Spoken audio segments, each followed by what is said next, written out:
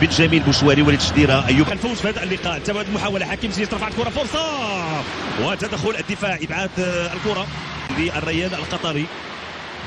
هناك خطا بالفعل. هناك خطا حكم المساعد رفع الرايه وبالتالي كان خطا امام اللاعب عز الدين أناحي.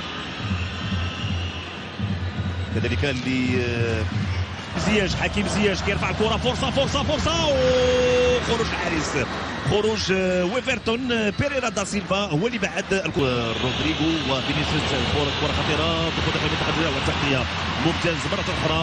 غانم السيس على مستوى التدخل الشابك بحقه في التنظيم في الوقت تبع المحاوله. اشرف حكيمي بن جونيور كيمرر في الجهه اليسرى عند لوكاس تولينسينو.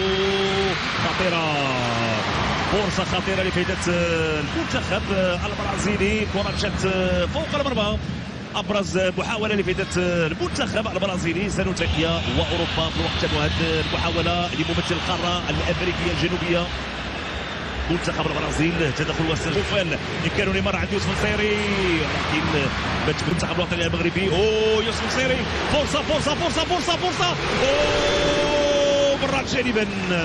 فرصة الهدف مرات جانب الوسط. نصير مزراوي هو اللي كان وراء الكرة الأخيرة. تمريرة ممتازة لنصير مزراوي خدع الكرة بالصدر كما سنتابع. لاحظوا تمريرة كذلك ازدواج على مستوى الأضواء. خطيرة لابد من إبعاد الكرة. ياسين بونو كنقول انه كفر على الخطا اللي قام به 51% للمنتخب الوطني المغربي. كره طويله اشرف حكيمي. خروج ياسين بونو. خروج خاطئ والهدف الاول لفائده المنتخب البرازيلي. في الوقت اللي هناك وضعيه تسلل. اذا هناك وضعيه تسلل مهم وقوي بالنسبه للعناصر الوطنيه. اذا هناك تسلل. اذا هناك وضعيه تسلل ولكن استرجاع الكره من طرف اللاعبين ديال المنتخب البرازيلي.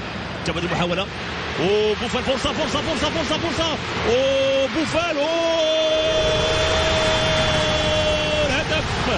هدف اول لفائده المنتخب الوطني المغربي.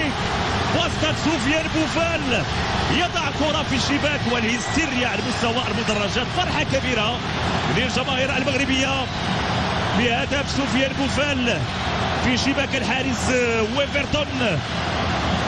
نصف ساعة كانت كافية للعناصر الوطنية من أجل الوصول للمرمى بعد محاولة اللي تلعبوا الشغف ديال الجمهور المغربي. هذه فرصة خطيرة ودائما يوسف النصيري. تمريرة فرصة حكيم زياش. فرصة الهدف حكيم زياش كان بإمكانه يضع الكرة في الشباك. لعبات بطريقة ممتازة. لاحظوا ردة فعل ديال وليد الكراكي وحكيم زياش. كان بإمكان المنتخب الوطني المغربي قائم جولة أولى مثالية. فرصة أخرى لفائدة المنتخب الوطني المغربي. عز الدين أناحي يسدد في الوقت اللي المطالبة بأن هناك لمس على الكرة وبالتالي من طرف اللاعب أليكس.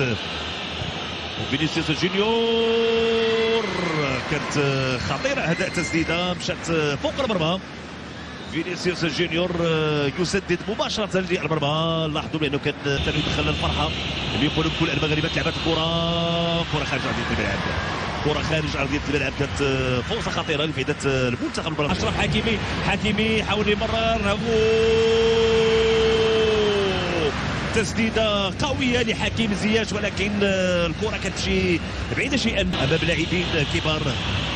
لكن هذا تدخل ممتاز ياسين بونو. ردة فعل ياسين بونو بعد تسديدة قوية لرودريغو في الوقت اللي قلت بأن المنتخب البرازيلي اللي عند بوفال ممتازه من سفيان بوفال عند نصير مزراوي وحاول يمرر ويبحث على يوسف النصيري. تدخل الدفاع ديال المنتخب البرازيلي كانت ممتازه من الجهه اليسرى. استرجاع كره من سفيان امرابط. مشات كره في الجهه اليمنى لفائده المنتخب على مستوى الوسط. سفيان امرابط. لاحظوا ثلاثه ديال اللاعبين. هناك خطا واضح والانذار اعتقد اللاعب روجر كضرب في دفاع المنتخب البرازيلي. فرصه عز الدين أناحي وتدخل الحارس ويفرتون لبعاد الكرة. عز الدين أناحي تسديدة قوية. وسط لاعب فينيسيوس جونيور داخل منطقة الجزاء وخطيرة. كانت خطيرة هذه المحاولة. المنتخب البرازيلي داخل منطقه الجزاء. لعبت كره راسيه خطيره على بدري يلعب كره ممتاز نايف اكارت لانه كان هناك تواجد لاعبين. رفعت الكره داخل منطقه الجزاء، فرصه اخرى خطيره في يد المنتخب البرازيلي. لحسن الحظ ما تمكنش من التسديد، التسديد. اللاعب لوكتيت في الوقت يسترجع الكره امام يوسف الخيري، خطيره وهدف.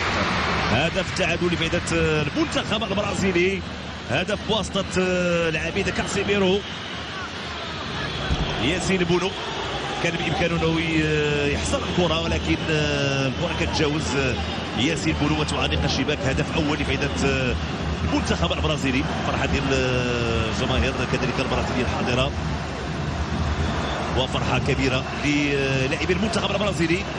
العوده في نتيجه هذه المباراه كانت الرأسية والمحاولة أخرى. يحيى عطية رفع كرة، فرصة هدف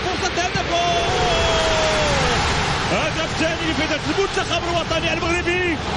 هدف ثاني بواسطة اللاعب الصابري عبد الحميد الصابري، ورقة رابحة. من حقك تفرح، من حقنا الجميع نفرحوا يا وليد، من حقنا نفرحوا بهدف ثاني في شباك منتخب سيليساو. عبد الحميد الصابري يضع الكرة في الشباك. فرحة كبيرة